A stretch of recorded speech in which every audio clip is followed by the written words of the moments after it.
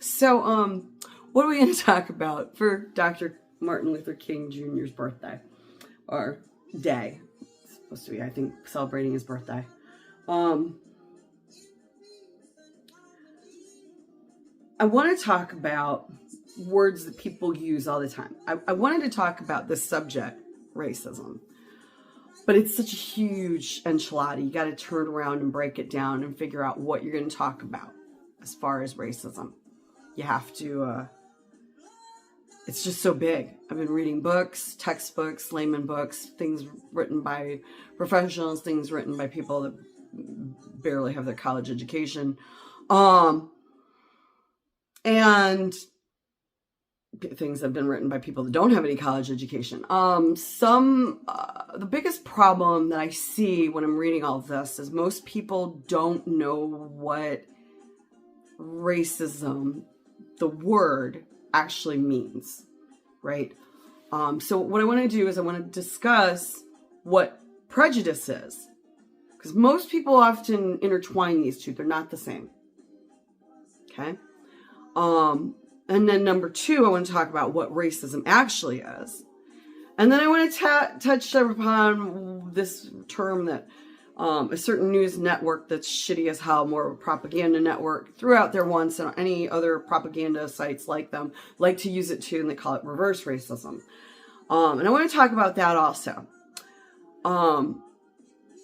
And then I want to basically say, well, you know, what we're going to do for the next month and a half or so. I don't want to do all just nonstop racism. It's a really heavy subject. It's a really depressing subject. And if we were just to talk about it over and over and over again, even though we're talking about different aspects, it's a very weighty subject, right? So, but our main problem right now is most of us don't actually know what the fuck we're talking about when we use the word racism. We really don't. We assume we do because we hear other people talk about it, and we assume whatever they are talking about is what is racist or isn't racist. If they want to argue that it isn't. But if you don't know the actual definition, how the fuck do you even know what you're talking about? But you're just assuming you understand. Now, I want you to think about what's the difference between prejudice and racism. Give it a second. You got a couple things running through your head already, I'm sure. I don't have to give you very long. Prejudice is where you have a feeling of preference, positive or negative for that matter, about a certain subject, a certain person, just before you even meet them. You know, I prefer blue eyes. Really, I go kind of brain dead. So if two men walk up to me, they're both good looking, the one with blue eyes will get my more immediate attention. It's just me. I don't know. It's just a preference. Don't ask me why. I'm sure I could figure it out if I really sat down and tried. Doesn't necessarily mean the guy with the blue eyes is the better choice. Believe me. But it's a preference and it's a prejudice. It's a prejudice in the back of my mind that comes out in the immediate few seconds, and that's just the way it is. When a black person says, I don't like being around white people. I don't know. I feel uncomfortable around white people. That's not racist. That's prejudice. They are making a judgment. They're telling you that judgment because of their own personal experiences, their own personal ideas, their own personal concepts, whatever's going on with them. They are not saying it to be racist. They're saying it as, this is how I feel about this, and I may or may not be able to qualify why I feel that way. 99% of the time, the reason we feel that way is because of how we were raised. I mean, I'm pretty sure my grandmother really liked blue eyes, and I think that probably drove my obsession and preference for blue eyes, right?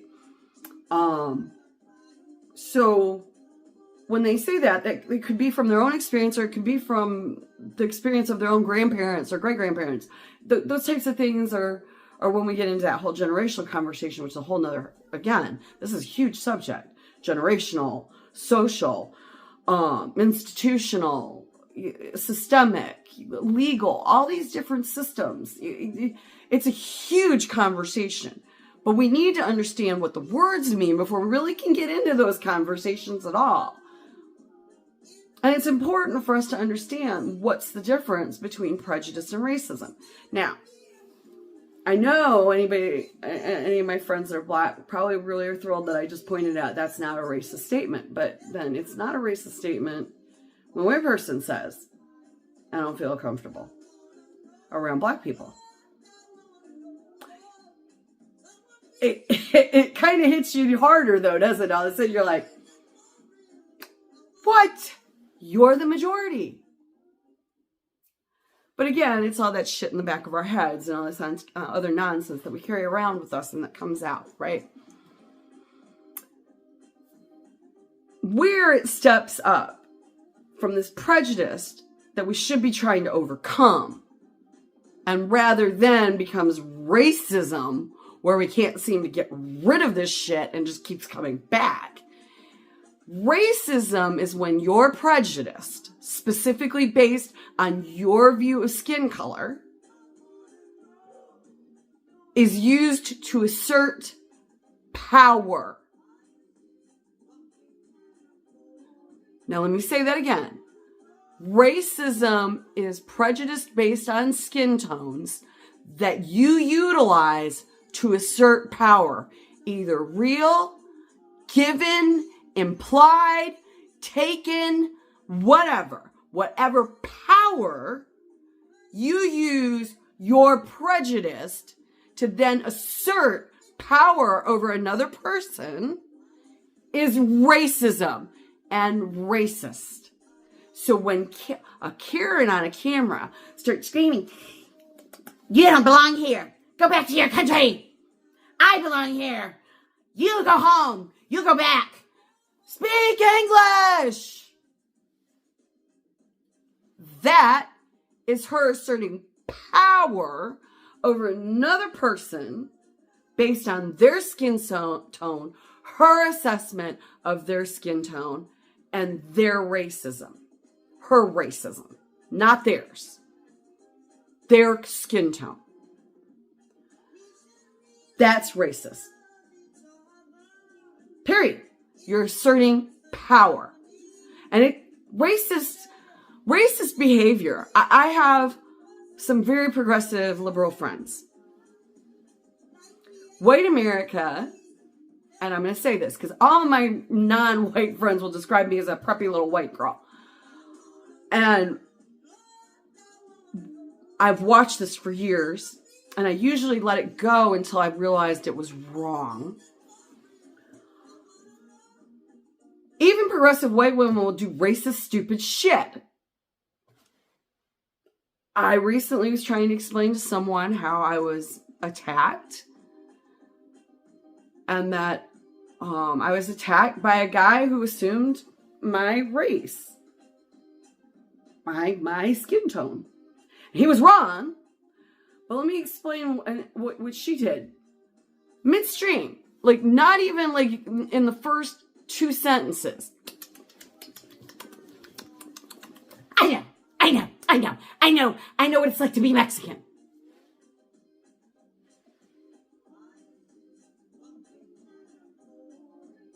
One, she assumed my race. Incorrectly. But more importantly, she tried to shut me down and tell me how much more she knew than I did. Simply because I wasn't white enough for her, so therefore she can shut me down. She already knows what I'm going to say. She already knows all about it. She knows everything. She knows it all. And progressive, liberal white people will do this shit. You will. And this is where the problem comes in, why people go, most Native, Black, Asian, they're just sick of all of white America. They're sick of now.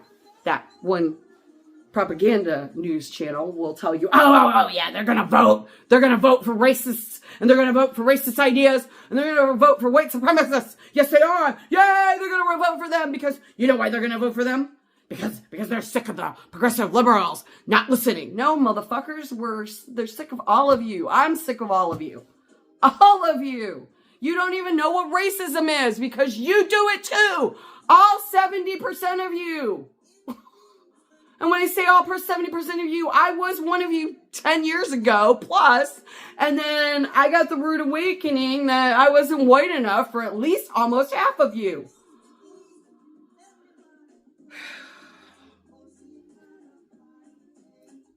So at that point, I start to look at the world differently and understand that all of you do it. You start talking down to somebody. I watched this woman, late 50s, early 60s, maybe 2 years working in the field she was working in. She really never been anything but on a plant floor. Nothing wrong with working on a plant floor, people. But she got this job opportunity and she's doing this job. And I watched her begin to talk down to this African-American woman, probably 10 years her junior. Like she knew everything and this black woman couldn't possibly know anything. Now, never mind the black woman had a title that's obviously a giveaway that she knew more. But she's talking down to her like she's dumb. And God bless her. If I'd been that black woman, I would have slapped happy, cussed that bitch out. I would have. I was just like, oh, I would go off. Woo! And I know what some of my non-white friends would go, yeah, that's you asserting your whiteness, because you're going to not fucking be talking to you like that. But it's also me asserting some of my experience in a male-dominated industry. But this poor woman took it, even though she has a master's degree and more than 25 years in the industry. This woman is just talking down to her. That's racist. That's where it became racist. The minute you start talking down, asserting yourself as with more power, more anything than someone else. That's why when a Karen, like little Amy, whatever, the fucking idiot now, she's claiming, well, let's just talk about that dumb bitch. She's claiming now that she didn't do it. She sure as hell was, judge, I didn't mean it. But as soon as that probation was done, boom, she's on in Newsweek. I didn't do it. I didn't do it. I didn't do it. Bitch, we saw the video. You did do it. And that's the other problem with racism. For some reason, at some point, if you're racist, you do racist shit, and then you're only contrite, you only want to apologize so that you don't have to face any consequences. That's racist. You've assumed that you have power. You assume that power is yours implicitly, whether it's granted legally or not. And you then assume that no matter what, you get to write the end story. You're assuming the power to write the end story or rewrite it to whatever little bullshit. You can't even say, I'm sorry, and then shut up from there. Just say, I am sorry, I fucked up. This is why I fucked up. I will never do it again. And yet, I will try to never do it again. Because let's be honest, it's not easy overcoming stuff that we were raised with or our parents taught us, indirectly or directly. Just not, sorry. So it's an everyday effort to be a better person. And racism is one of those things that's really hard to get past. Because, to be honest, white America has had that power for so long. You just assume you have it without even meaning to. Just like that woman. I know what it's like to be Mexican. No, you don't. No, stop. No, you don't. Shut up. Which brings us to my next subject, of course, which is reverse racism. Reverse racism does exist. No, some of my minority friends have just lost their mind for a half a second. I'll give you a moment. Reverse racism does exist, but it only exists in pockets in the United States of America. And let me explain. If you walk into Compton and you're a white person, you better not assume you got any power at all. That will not end well for you. I mean, period. You walk into an inner city, black neighborhood, and you start acting like some white supremacist piece of shit, yeah, it's not going to end well for you. Reverse racism is a thing. They will assume power. That's reverse racism. Is there reverse racism in our systems? No. I'm sorry. Systems that have been built for over 400 years don't magically flip over and become reverse racist. They don't. The power base and all the laws are still written historically, and the ones that are still on the books are all written by fucking mostly white males. It's only been in the last 10, 15 years we've seen an assertion of a lot of females, again, mostly white, into our systems. So what you are talking about and saying, this. No, not this. Jesus Christ. Reverse racism doesn't really exist except in very tiny pockets. If you take your ass to Japan, you can cry reverse racism. But in that case, it's not really reverse racism while you're in Japan because the majority there are Japanese. And now it's just flat out racism because they don't particularly trust white people. Again, Asian society is totally different, dudes. They're almost as bad. But again, in pockets. Here in the United States, there is no fucking reverse racism except in pockets. And very small pockets. And oh, by the way, let's be realistic. Reverse racism is still followed and ruled over by solid systemic racism. I'm not going to talk about the systemic racism. Well, when the cops get there, you know if you survive the beat down in the center of acting all white supremacist in a black neighborhood or historically a majority black neighborhood, when the cops get there, your ass will probably walk out skate free. We don't normally see reverse racism where the consequences don't hit the minority for assuming any power at all. So reverse racism isn't a real thing. It's a real thing at very pocketed levels. But legally, no. Socially, no. It just doesn't exist.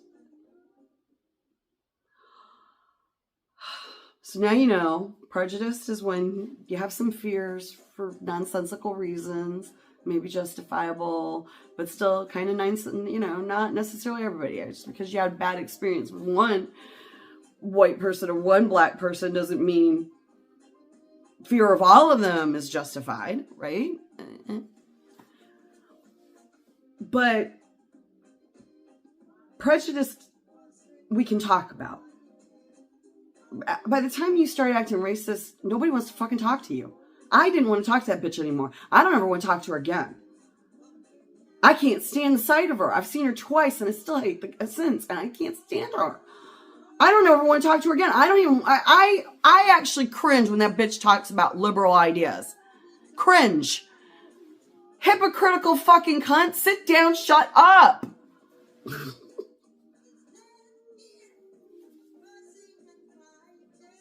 So no, I'm not going to vote for racist policies just because she pissed me off.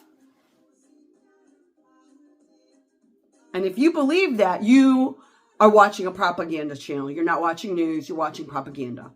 You're reading propaganda. Because there's no fucking way somebody, unless they're just goddamn stupid, is going to vote for somebody who blatantly has been endorsed by white supremacist organizations. They're not going to do it. They're not. I'm sorry. It's just not going to happen. Get it out of your heads.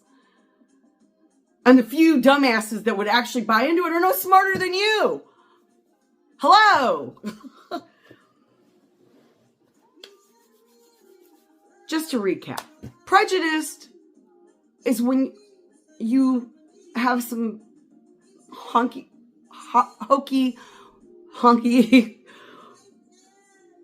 whatever ideas but you don't assert them. The minute you assert yourself as better than someone else in any way, shape, or form, based on skin color, that's racism. Period. And you probably don't even realize you do it. I don't think that woman realized she did it to me. So you think about it, yeah? Think about it differently from here on out. Because we're going to have hard conversations about racist laws. And just today, appellate court in Indiana decided that Indiana's law that says only refugees from Ukraine can be legal. Such a great example of systemic racism, right? Only refugees from Europe that are olive, but light olive. White, light olive. We'll take them. But everybody else, no. This is the United States of America. This is not Nazi Germany. What the fuck? Oh, by the way, KKK headquarters has been in Indiana for decades, if not the last century. Think that had something to do with it? I don't know. Think about the difference. When you prejudiced, we all have prejudices. All of us. I don't give a shit who you are. But think about when you stepped it up to racist. Think about when you've assumed you're smarter than somebody else just because of their skin tone. Think about how you shut down somebody as they're trying to explain how they feel. You're supposedly trying to have a conversation to fix this, right? But you turn around and go, no, I understand what you're talking about. Poo you. You think that black woman wants to ever talk to you again? Really? Do you think she wants to like try and find a way to bridge that gap with you when you basically told her you know exactly what she's talking about and I'm better than you without even saying it? Like you literally said it but didn't say it? What La La Land makes you think that she wants to listen to you? What La La Land makes you think she wants to have a conversation about it again? Think about where your prejudice steps over the line. Think about the idea and the concept of where we are at as a society where people are screaming about you won't replace us. They still have the power. White males still control over 65%, over 2/3 of all everything. Anything with any money, power, or ability to change shit in this country. 31% of the population still holds on to all of that. So when they're running around screaming, "You will not replace us," you're not in the majority. Replace you. That's them asserting implied power. It's an implied power that they assume we are. It's not real power. They're only 31% of the population, for fuck's sake. That's the power of racism. Think about it. Yeah. Happy Martin Luther King Day. I seriously believe we can be better. Peace.